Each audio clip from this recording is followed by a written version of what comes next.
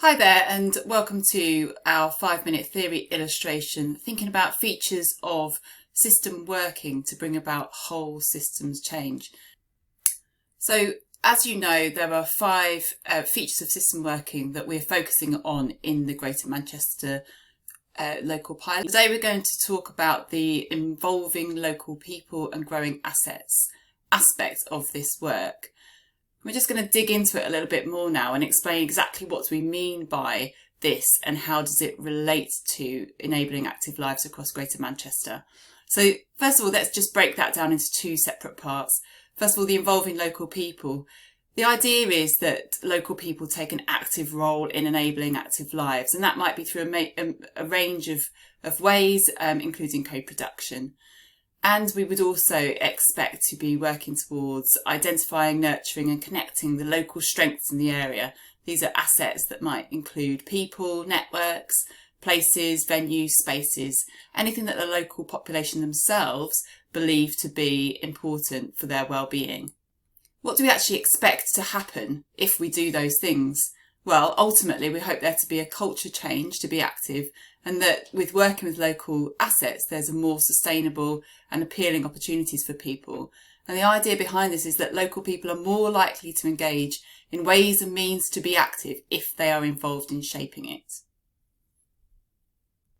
This might be because the opportunities are more relevant, where people are involved that look like them, then it models the behaviours of activity for other people in those local areas, that they are more likely to trust people who sound like them, who speak in their language, and that they have ownership over the solutions. It's not something that is being done to them, it's something that they are developing with other partners in the area. And finally, that actually local people being involved allows them to influence those partners and to have their voice heard more widely across the system. And what are we learning about the local people that are involved in this work? Well, first of all, that they must value physical activity themselves. We've got a great example of Khalid in Rochdale who single-handedly has opened up the opportunity for 62 men in his community to be active doing cricket. And he believes in the value of physical activity to maintain his health and well-being as he gets older.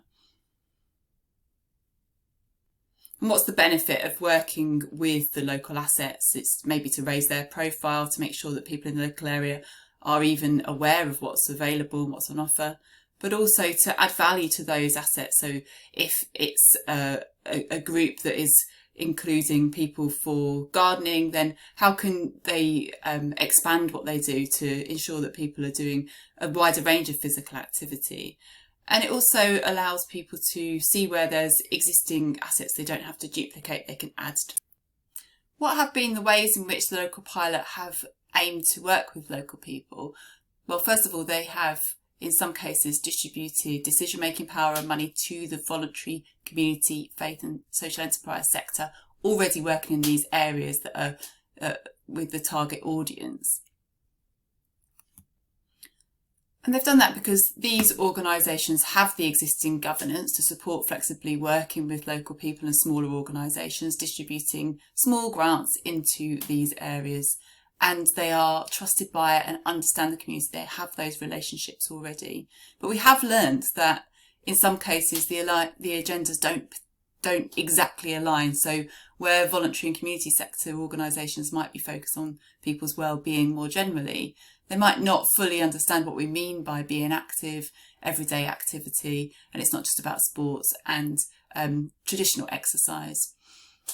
We've also seen people working with existing local forums that have cropped up because of local activism, and that allows us to understand local voices, but they have flexible structures where there are people coming in and out of those forums all the time, and it allows there to be some sustainability in being able to contact a wide variety of people within a local area.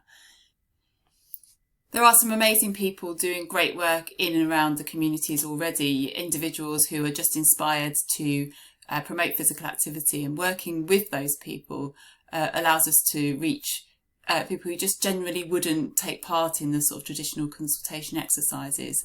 But we've identified, particularly over this period with COVID, that those relationships can be precarious. Those are just individuals who have their own lives, which, you know, can be upended at any point. And finally, we've got some of our local pilot individuals working directly with local families and individuals.